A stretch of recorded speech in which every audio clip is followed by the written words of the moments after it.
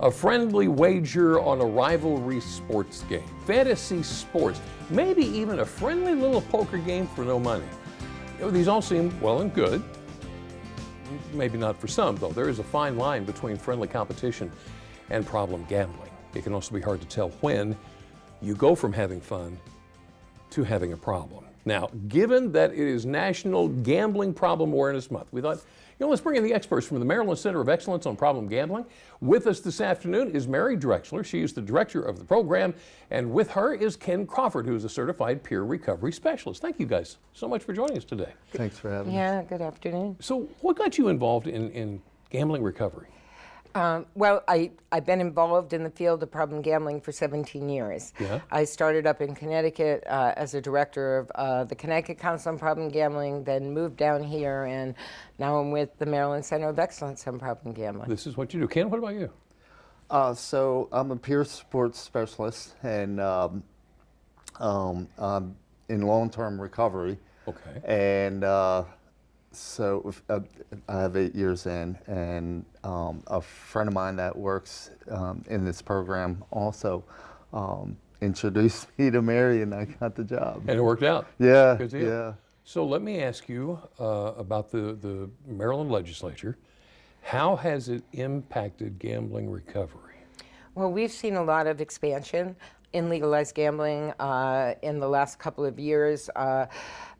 Sports betting started out in the brick and mortar casinos, but then moved to mobile and online, and we've seen an increase in the younger adult male population in sports betting, and actually hear from them as well as their parents concerned about online and mobile sports betting. And now in the legislature is iGaming, where they're determining whether they want to pass iGaming, which is putting all casino games online. And we have some concerns about too much too soon. Right. I can see that. Yeah. So Ken, let me ask this. How do we know if we have gone from just having a little fun to now we've got a problem? When you're chasing your losses, when you're going through financial problems, family problems, from not being truthful. Yeah, it's always on your brain.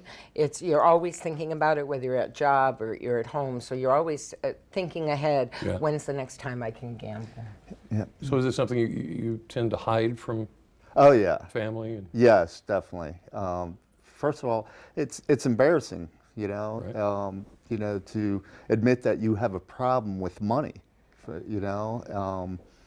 We support our families, and it's just a stigma of that gambler. Right, right. A lot of times that's why you're chasing your money. You want to try to get it back.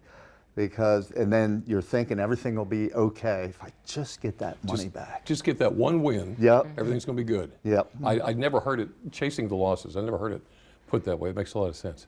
So let's say somebody's thinking, goodness, I may have a problem. What do we do? How do we get in touch with you? Well, number one, we oversee the helpline, 1-800-GAMBLER here in Maryland. Yeah. So just call that number. You will get connected. The helpline specialist will help you determine whether you want to go see a counselor. Do you want to be connected to one of our peer recovery support specialists, which we find a lot of people do because they're not quite ready for counseling. Yeah. They'd like to talk to someone with lived experience. We also have helpmygamblingproblem.org, which is one of our 2 websites. And if you go on there, you can even take a self-assessment. To see if you think you might really have a problem. Okay. All right. Well, of course, we'll have all of those links and all that information on delmarvalife.com.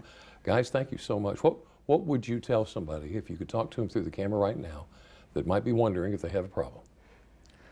I would tell them to reach out for help, because it's so hard to do it alone.